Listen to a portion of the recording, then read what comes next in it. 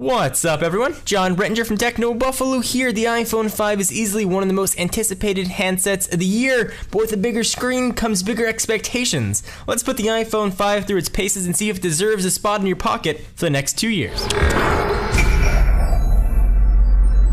So let's start with one of the most important features of a phone's call quality. Our testing was done on an AT&T unit and it's been absolutely outstanding.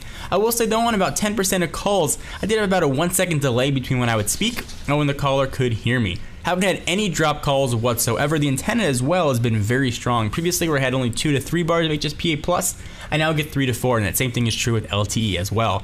And the 3 mics have made for tremendous call quality. Folks on the other end of the line have not been able to tell that I was even on a cell phone. The hardware, as we've seen with previous Apple products, is absolutely outstanding. Everything has been given the finest amount of detail, from how it feels in your hand to how it sits on the desk. The attention to detail in the corners is really apparent. The anodized aluminum back is absolutely outstanding. We are seeing some reports of the black unit showing scratches easier than the white. We haven't had any such problems on our black unit, but you may want to check yours and take it out of the box. The phone feels incredibly light. It's 3.96 ounces are really hardly even noticed in the hand at all. Sometimes it's hard to even appreciate that there's a battery actually in there. So let's talk about what's powering this guy, the new A6 chip. The phone definitely feels faster. At least right now it's most evidence in boot up time. Incredibly quick. I never thought any previous iPhones were slow, but this one's definitely faster. App load times are very quick, especially when compared to the iPhone 4S or the 4, and Safari load times are especially quick as well. No support on the CDMA phones for voice and data at the same time, and that's for Verizon and Sprint, and that's through no fault of the carriers. That's due to Apple's chip architecture.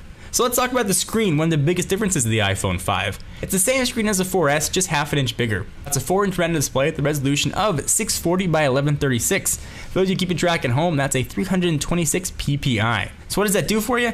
It adds an extra row of icons. Essentially, the aspect ratio is now 16 by 9. So say goodbye to black bars, you now get full widescreen video, which it's wonderful for. Videos and pictures look great on the screen. You get a bigger landscape keyboard, so if you do a lot of typing in that orientation, you're gonna get a really improved experience. It does make reaching for the lock button a bit difficult, which I understand is a bit strange. I've always commented on how much I hated the lock button on the right side of the phone, but I've actually gotten used to it using Samsung devices over the past few months. But if you do have smaller hands, you're gonna have to shimmy the phone a little bit to get to that lock button. Something to keep in mind. You might want to try a phone in your hand before you go and pick one up. The new Lightning connector, it works just as well as a 30-pin. It charges and syncs. The reversibility of it is quite nice. Where things get a bit hazy and dicey is in the adapters and accessories. $30 adapter is highway robbery. So I understand Apple had to do it. They wanted to go all digital. They wanted to make it smaller so they can make the devices smaller. I understand that. I think the consumers have understood that as well. But a gesture of good faith would have been including an adapter in the box. When the iPhone first originally launched, it included a dock. Nothing that was necessary to the phone, but it was a really nice gesture on Apple's part. I would have liked to have seen that be repeated and have some sort of adapter included with purchase.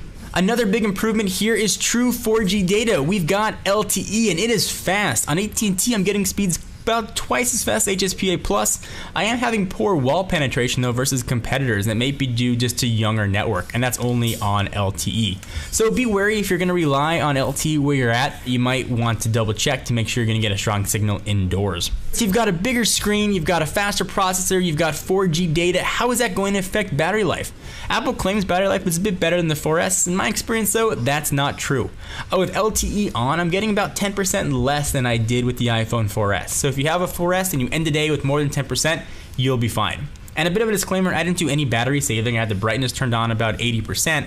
I had email being pulled down every 15 minutes, text messages, a couple hours of phone calls, and I ended the day with about 20% battery life. Apple claims you should get about 8 hours of talk time. I found that to be just about true. So there's been a lot of talk about the camera on the iPhone 5. We did a video comparing the 5 to the 4S. We noticed actually little difference in the still images, even in low light, which Apple was really touting. Video, that was another story. Image stabilization really helped the video quality, and the mic in the iPhone 5 sounded much better than the 4S. The front-facing camera also is great now for taking self-portraits. And of course, you got 720p for improved FaceTime or Skyping with your friends, family, or acquaintances.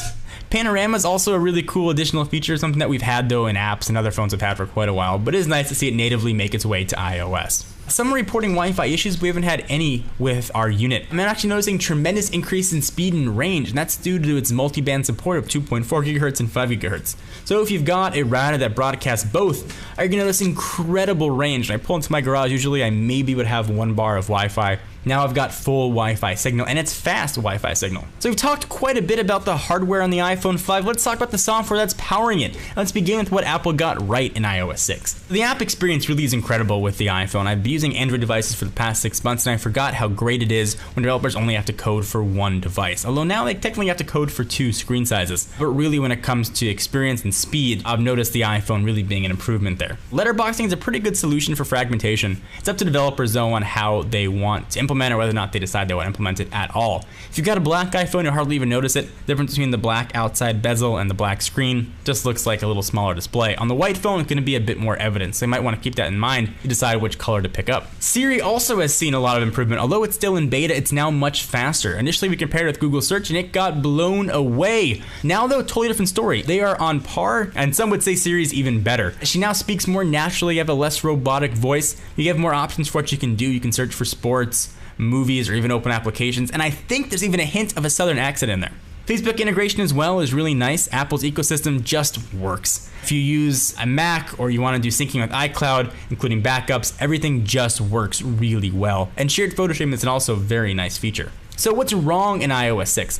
Well, I wish there was some way to dial from the home screen, similar to what you can do in Android. I know there are apps that'll sort of do that, but instead of having to hit the phone button, go to favorites, and then dial, or hit the phone button, go to contacts, scroll, and find the person you want, I wish I could just dial, like my wife, for example, right from the home screen. Also, there's no quick way to view information similar to widgets in Android or live tiles in Windows 8. I would have really liked to have seen some way to do that as opposed to having to open up the application itself. Also, no landscape support. For example, if you're typing a note or anything that requires a landscape keyboard, you want to multitask, still in the opposite orientation. I would have liked to have seen some sort of landscape support in iOS 6. You have a beautiful 4-inch screen. When I rotate the phone, I want the operating system to rotate with it. Siri, while she has improved, I wish she could do a bit more and control settings, which I could turn on and off Wi-Fi, Bluetooth, or brightness. Next, let's talk about Maps. Google Maps was absolutely tremendous. It was a great, advanced operating system. It had been aged and honed. It was like a fine wine of software, and Apple said no more. They replaced it with something not nearly as good. When you're replacing something that's been really solid and tried and true with something not as solid or tried and true,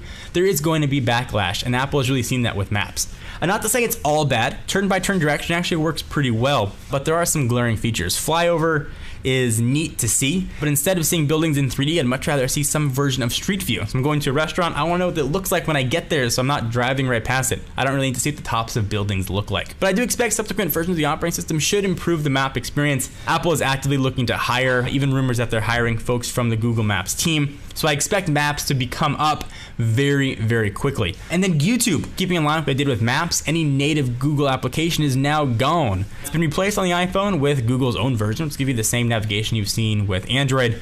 I preferred the way Apple did their YouTube application, but that's just a personal preference. Passbook, I'm not sure where this one falls in the good category or the bad category. Right now it's a bit useless, but has potential to be useful. Have you ever bought movie tickets on your phone and you have to take it in and have them scan it? Essentially all Passbook does, it takes that barcode and that QR code, whatever it might be, puts it all in one place. Same thing with concert tickets, baseball tickets, and hopefully at some point with gift cards as well. And as developers start developing more apps for Passbook, it may get more useful. But the lack of NFC is really going to limit what Passbook can do. So what's the conclusion here? This is hands down the best iPhone yet. If you have an iPhone 4 or earlier, it's a great upgrade, absolutely going to be worth it. If you have a 4S, only upgrade if LTE and a bigger screen are must-haves. Otherwise, the majority of the features are OS-based to be had just by updating to iOS 6. As usual, Apple's years ahead of the competition when it comes to design, materials, and build quality. The only company that comes close is HTC, and it's a very distant second. The OS, when it was first released, really matched the hardware in terms of innovation. However, in subsequent versions, it's really fallen short. Not to say the operating system doesn't work. It works very well and it's very capable. It's just starting to show its age. Anyone looking to buy an iPhone or any smartphone, this is going to be a great purchase for you. So what does this get in the Techno Buffalo scale? 1 to 10, this phone gets a very solid 9. Points deducted for software,